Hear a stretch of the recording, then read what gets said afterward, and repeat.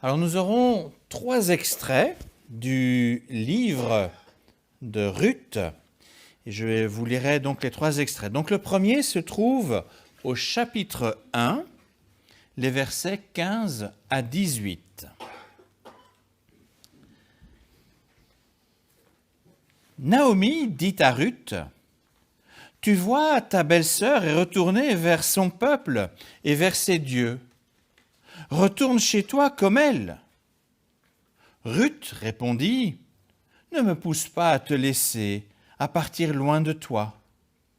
Où tu iras, j'irai, et où tu habiteras, j'habiterai. Ton peuple sera mon peuple, et ton Dieu sera mon Dieu. Où tu mourras, je mourrai, et j'y serai enterré.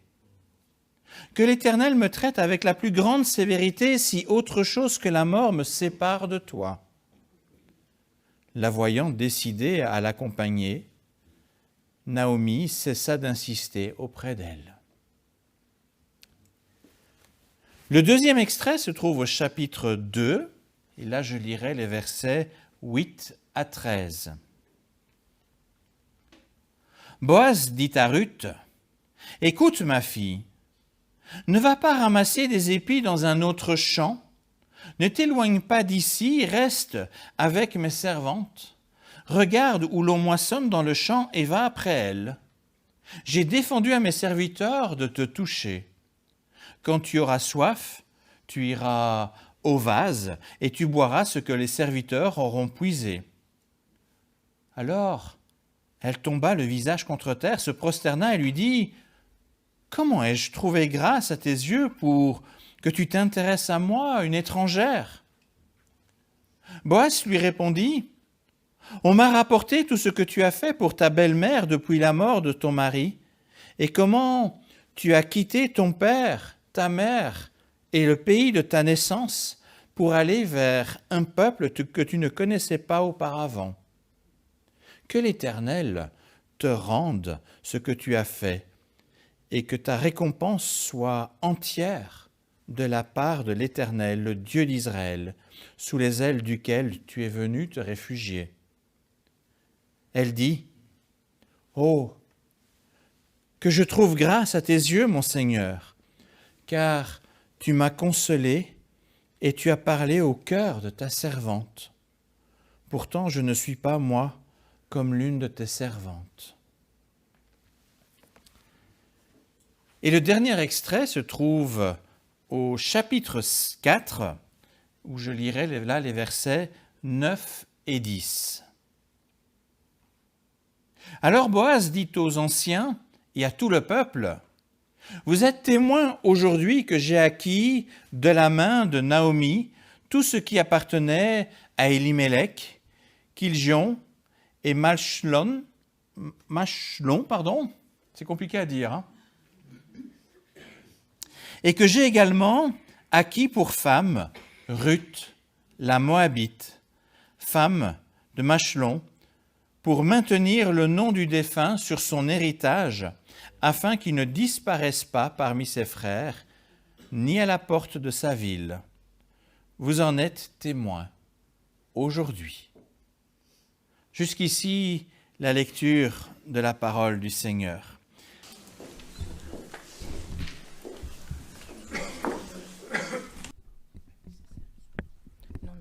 C'est bon, merci. Parfait. Bonjour à tous et je salue de la part de mon mari et de moi-même ceux que je n'ai pu saluer ce matin. Nous sommes effectivement très heureux de vous avoir rejoints pour cette matinée.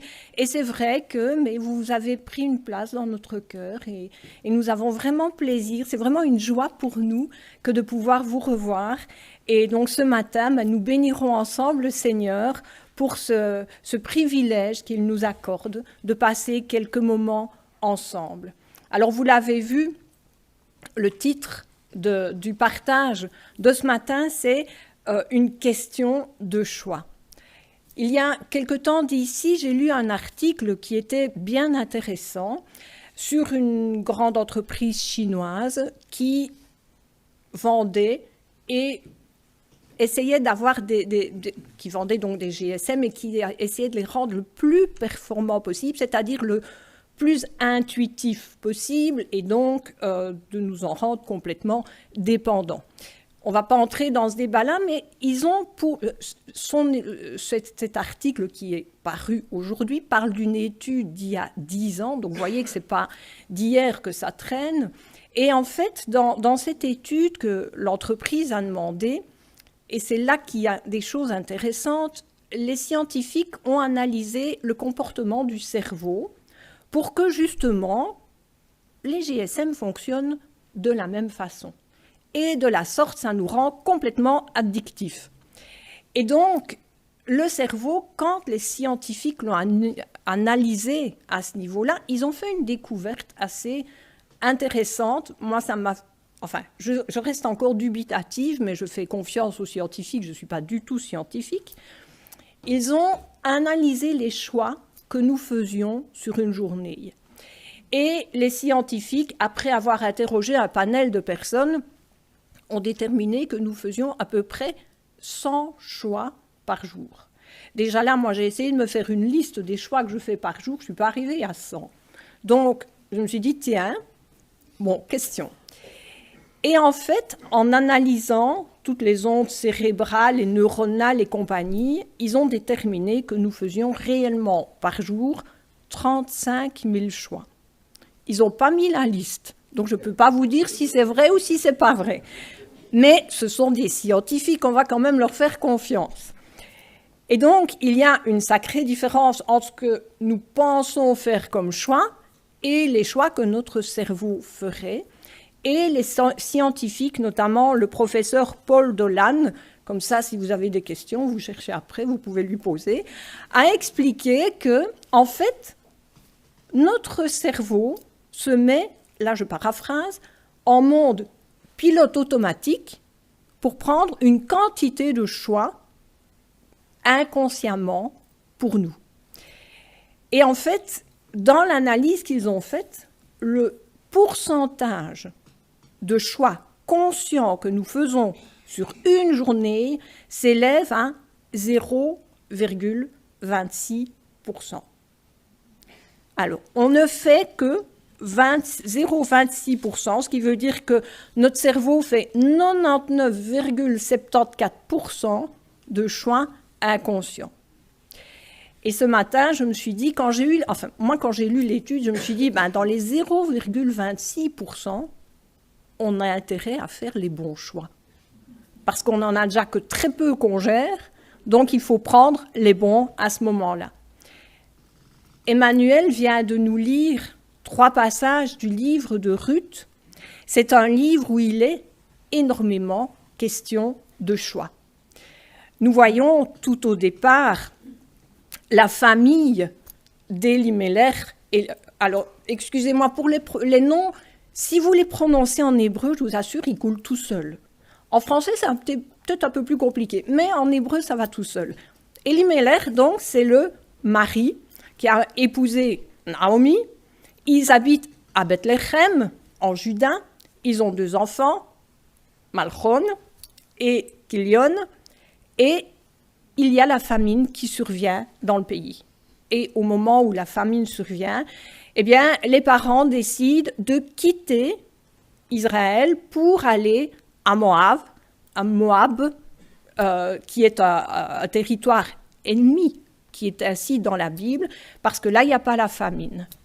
Et puis, quand ils sont arrivés sur place, après un moment, il y a un autre choix qui s'opère, c'est qu'ils décident finalement de s'installer à Moab.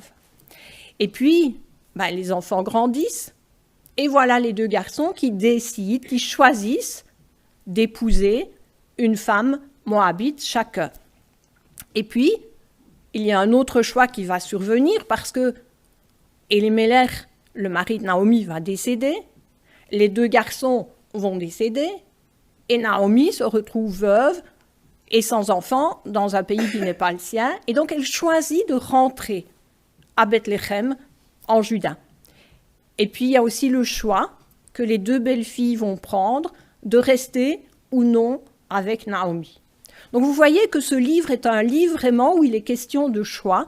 Alors on ne va pas savoir les analyser tous ce matin, sinon on ne dînera pas mais on soupera, et encore. Et donc, pour être sûr d'être encore invité, je vais faire court. Je vais voir 3 points avec vous ce matin. Et au lieu d'avoir donné un nom à mes 3 points, j'ai pris un verset. Et le premier verset nous dit, dans Ruth 1, 16, « Ne me force pas à t'abandonner ». Et c'est Ruth qui prononce cette phrase-là. Je n'ai pris qu'un extrait du verset, mais on l'a lu tout à l'heure. Ruth, on va la remettre dans son contexte. C'est une jeune fille qui est moabite, qui, comme toutes les jeunes filles moabites, pense à se marier, à fonder famille. Et au détour d'un chemin, un beau jour, je romance un petit peu, elle tombe sur un beau jeune homme. Oh, il est juif, c'est pas grave. Il habite à Moab. Et sans doute que Cupidon existait déjà à cette époque-là. Et voilà qui est fait. Les voilà amoureux. Et voilà qu'ils se marient. Les années passent. Et malheureusement, après, le texte biblique dans Ruth 1, 4, 5 nous explique qu'un quadruple drame va arriver. Le premier drame, c'est que Malchon, le mari de Ruth, décède. Le deuxième drame pour elle, c'est qu'ils n'ont pas d'enfants.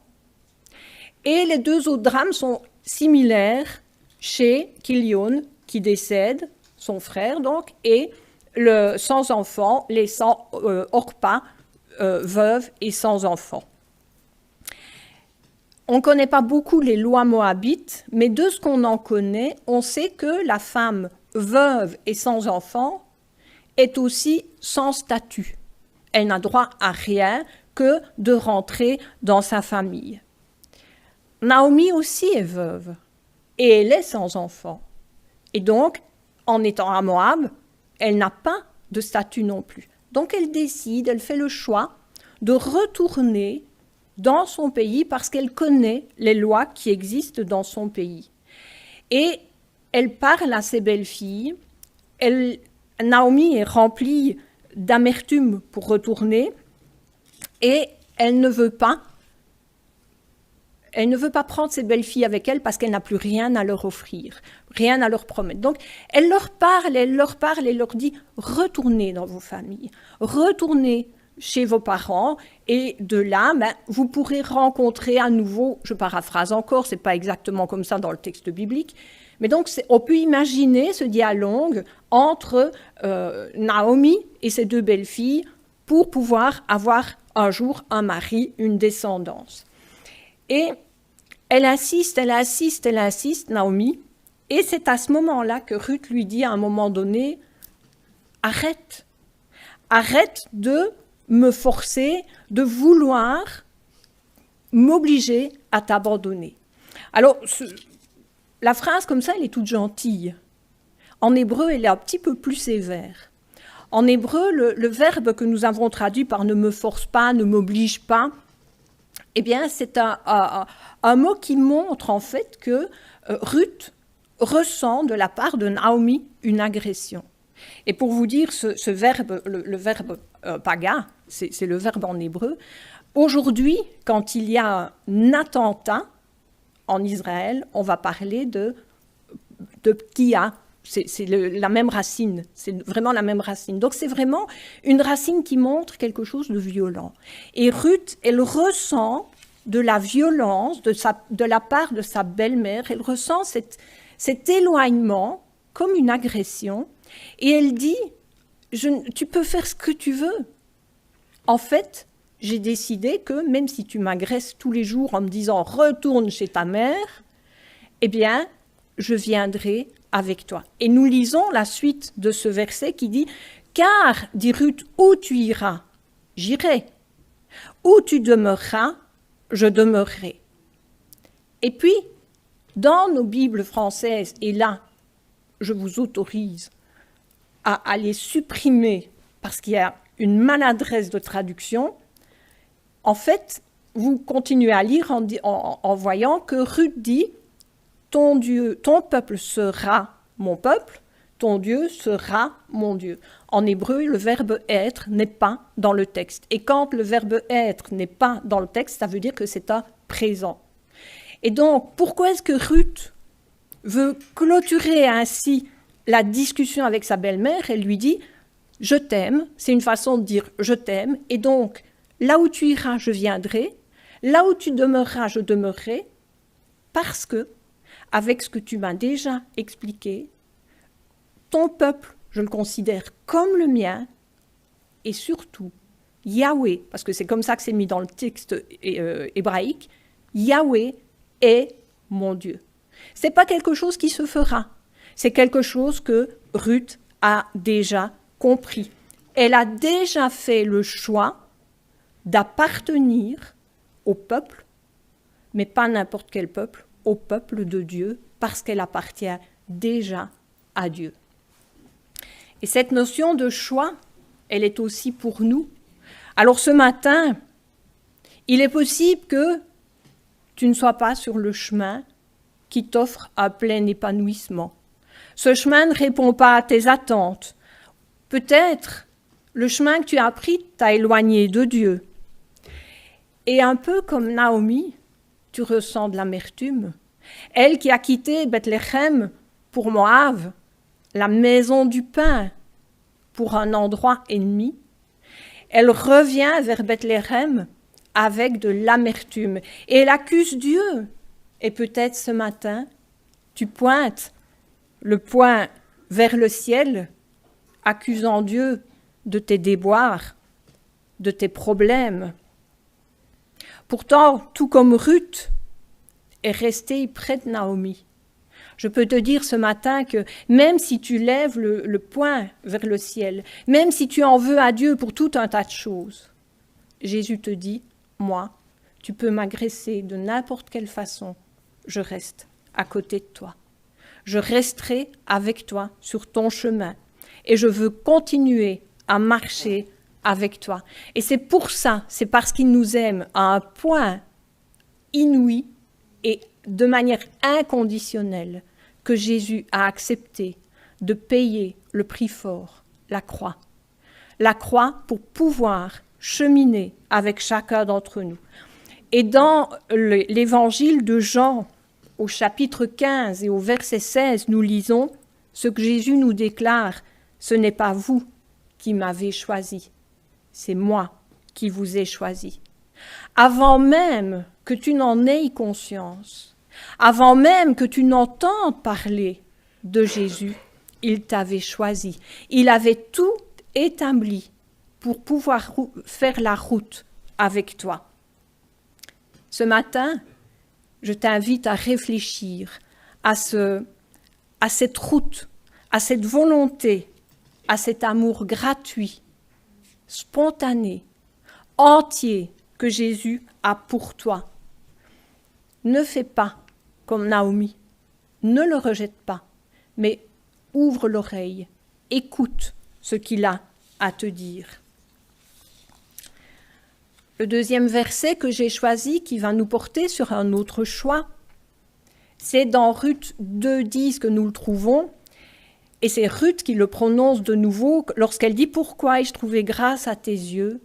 Je suis une étrangère. » Alors je remets dans le contexte de nouveau, Naomi et Ruth ont quitté Moab, viennent d'arriver à Bethléem, et Naomi a expliqué à Ruth les lois qui étaient en faveur des étrangers et des pauvres, et qu'on trouve dans Lévitique 19 notamment, mais aussi des orphelins et de la veuve dans le Deutéronome 24. Et avec ces lois, les personnes, les veuves, les étrangers ou les orphelins peuvent venir à la tombée du jour dans les champs pour glaner ce qui reste. Alors, ce qui reste, il y a une obligation pour les moissonneurs de laisser exprès pour ces personnes-là.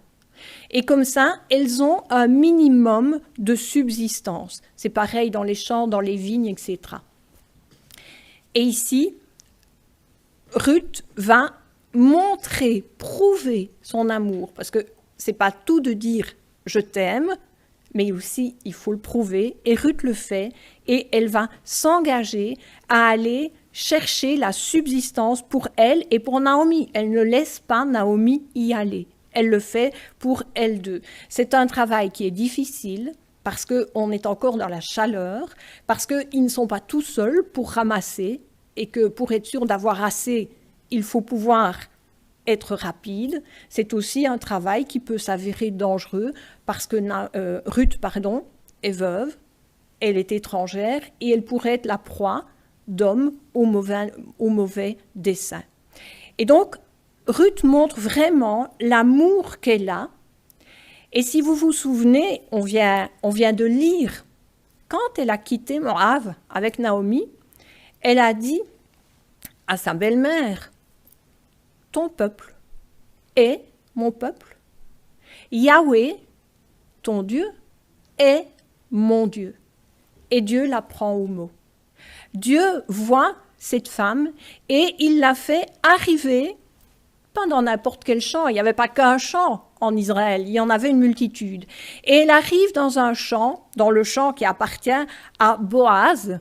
Et dans ce champ, elle est accueillie. Il faut savoir que Boaz est un proche parent de Naomi, qu'il a donc eu des échos du retour de cette personne. Et il voit Ruth au travail et il va la prendre sous son aile. Il va donner, on l'a lu, des ordres à ses employés pour que personne ne vienne à son encontre d'une façon ou d'une autre. Elle peut aller boire de l'eau quand elle veut, ce qui n'était pas permis aux autres personnes. Et surtout, elle ne vient plus à la tombée du soir. Elle reste avec les servantes du matin jusqu'au soir, ce qui veut dire qu'elle a beaucoup plus pour sa subsistance. En agissant ainsi, Boaz va au-delà du texte biblique et de l'obligation de laisser quelque chose. Et quand Ruth voit une manifestation d'autant de bonté, elle qui est veuve, elle qui est sans enfant, elle qui est étrangère et elle qui, dans son pays, est sans statut, elle se prosterne devant Boaz. Et c'est aussi une façon honorifique du Proche-Orient de remercier. Ce n'est pas une adoration, d'accord ? Elle se prosterne devant lui, elle s'interroge et elle l'interroge. Elle lui dit « Comment est-ce que tu peux faire ça vis-à-vis de moi qui suis une étrangère ?» Alors ce matin, peut-être, toi aussi, tu te sens étranger aux choses de Dieu. Peut-être que ce matin, tu t'es éloigné et tu es devenu un étranger. Peut-être ce matin, vas-tu me dire, oui, la vie ne m'a pas fait de cadeau. On est bien d'accord, elle n'en a pas fait à Ruth non plus. Mais Ruth, alors qu'elle est veuve, alors qu'elle est sans enfant, alors qu'elle est étrangère, alors qu'elle est sans statut, pourrait considérer que sa vie est terminée. Et elle voit qu'il n'en est rien. Elle voit que par la bonté de Boaz, sa vie a encore une espérance. Ce matin, à quel point es-tu cabossé par la vie? À quel point es-tu déçu? À quel point tes blessures t'écrasent-elles au point de dire « il n'y a pas d'après ». Ça restera comme ça, point final. Il y a des événements dans notre vie qui peuvent faire qu'on se considère comme étranger vis-à-vis de Dieu, ou de se sentir étranger pour lui. Alors que l'on se considère comme étranger, ok, mais qu'on pense que Dieu se dit qu'on est des étrangers, là on pense à la place de quelqu'un d'autre. Et j'aimerais bien te dire que celui qui se dit, oui si Jésus savait qui je suis, quel gars, quelle fille je suis, ou si Jésus savait ce que j'ai fait, il ne s'intéresserait pas à moi. Ce n'est pas vrai. Pourquoi crois-tu que Boaz s'est intéressé à Ruth? On l'a lu dans le chapitre 2 au verset 11. Il lui dit « Tout ce que tu as fait pour ta belle-mère après la mort de ton mari m'a été rapporté, et comment tu as quitté ton père, ta mère, le pays de ta naissance, et que tu es venu vers un peuple que tu ne connaissais pas auparavant. » Alors peu importe pour Boaz que Ruth soit veuve, peu importe qu'elle soit sans enfant, peu importe qu'elle soit étrangère, peu importe qu'elle soit sans statut, Boaz ne regarde pas à qui est Ruth.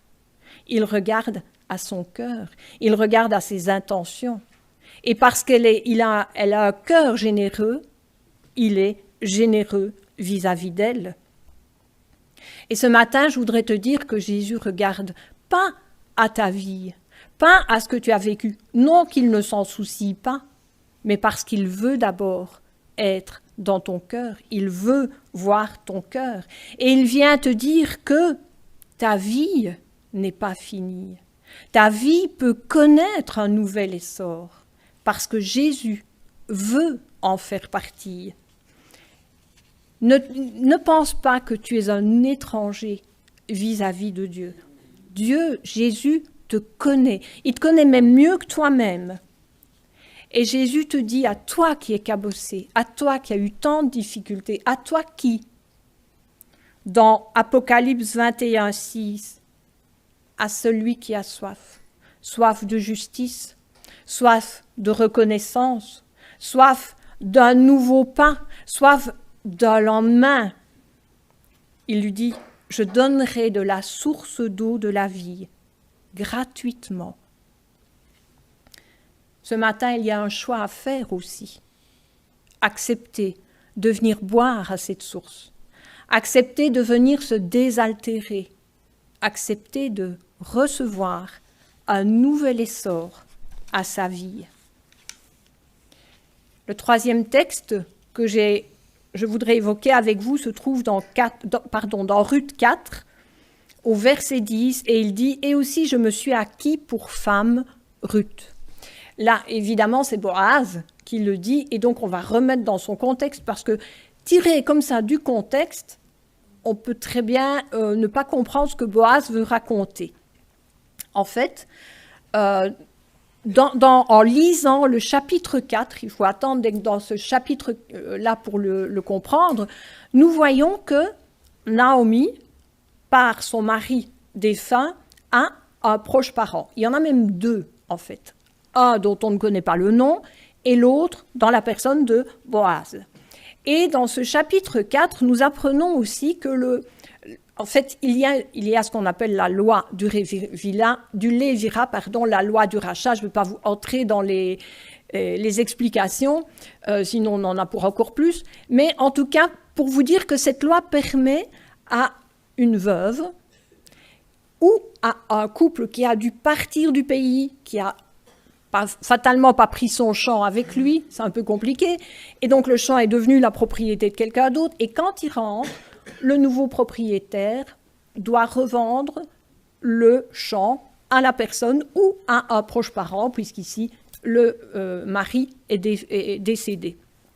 Et donc, c'est un contrat en Israël, dans la loi juive, c'est un contrat. Mais on apprend, dans le chapitre 4, qu'il y a une petite clause particulière dans ce contrat.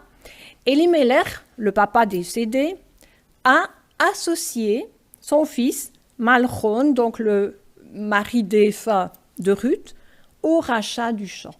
Et nous voyons tout un dialogue qui s'installe dans le 4e chapitre où Boaz va trouver celui qui est l'autre parent proche, qui a la première place dans la gradation, et qui lui explique, voilà, il y a un champ qui appartenait à Elimelech, est-ce que tu veux le racheter ou est-ce que tu ne veux pas le racheter? Et l'autre lui dit, oh bah oui, moi je veux bien le racheter. Ok, alors je paraphrase toujours, je vous mets en contexte paraphrasé, je ne suis pas certaine que Boaz parlait comme ça, mais pourquoi pas. Et donc, il dit, ok, mais il y a encore une petite clause particulière, c'est que celui qui va racheter le champ, il va aussi épouser la fille du défunt fils. Alors là, le proche parent il dit non, ça, non. Bon, il ne donne pas de raison pourquoi il ne veut pas épouser Ruth, et ça arrange bien les affaires de Boaz. Et donc Boaz dit, ok, pas de souci, donc tu conçois que tu n'achètes pas le champ, tu n'épouses pas Ruth, on scelle le contrat comme ça, et pour que le contrat soit juridiquement valable, Boaz doit déclarer « Je me suis acquis pour femme Ruth ». Ce n'est pas qu'il considère Ruth comme un objet, comme un trophée à mettre à un tableau de chasse. C'est simplement une formule juridique de l'époque. Et pourquoi est-ce qu'il y a ce dialogue? Et quand vous le lisez, il est beau. Il est beau parce que en arrière-plan, vous voyez que Boaz est complètement, on va le dire plus clairement que les jeunes le diraient maintenant, mais fou amoureux. D'accord? Il est fou amoureux de Ruth et donc il fait tout pour pouvoir l'épouser. Et sitôt le contrat scellé, sitôt le mariage est célébré, et sitôt, enfin il faut quand même les 9 mois comme ici, ça n'a pas changé, un bébé vient à naître. Et ce bébé c'est Oved ou Obed, si vous le lisez en français, qui sera l'ancêtre du roi David et l'ancêtre de Jésus. Boaz a choisi de parlementer. Il n'a pas tout donné dès le départ. Il est allé par paliers parce qu'il n'avait pas du tout l'intention d'acheter le champ pour agrandir son territoire, il en avait assez. Mais il voulait surtout épouser la femme dont il était tombé amoureux. Et ce matin, je peux te dire que comme Boaz est amoureux de Ruth, Jésus est amoureux de toi. Tellement amoureux de toi qu'il a décidé de payer un prix que personne ne pouvait payer pour te sauver, pour pouvoir vivre avec toi. Il a payé un prix, le prix de sa vie à la croix. Et il a encore été plus loin pour t'acquérir pour lui. Il s'est fait malédiction.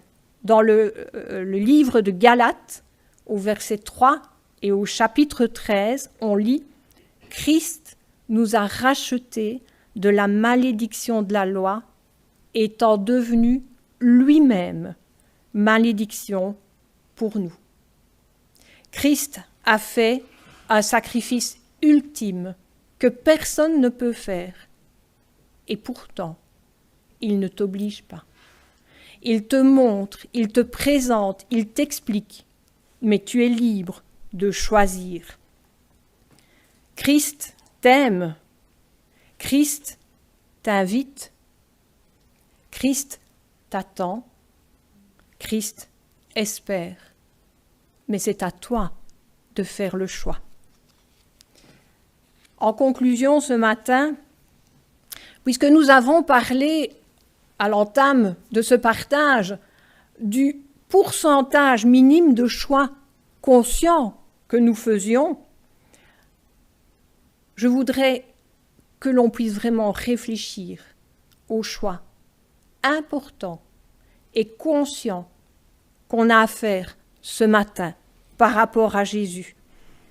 Jésus nous appelle, nous entendons sa voix, mais c'est à nous de choisir si on répondra. Emmanuel, le matin, dans les lectures, a cité un extrait du Deutéronome en disant « Choisis la vie pour que tu vives ». Je vous le rappelle à la fin de ce message. Choisis la vie pour que tu vives. Amen.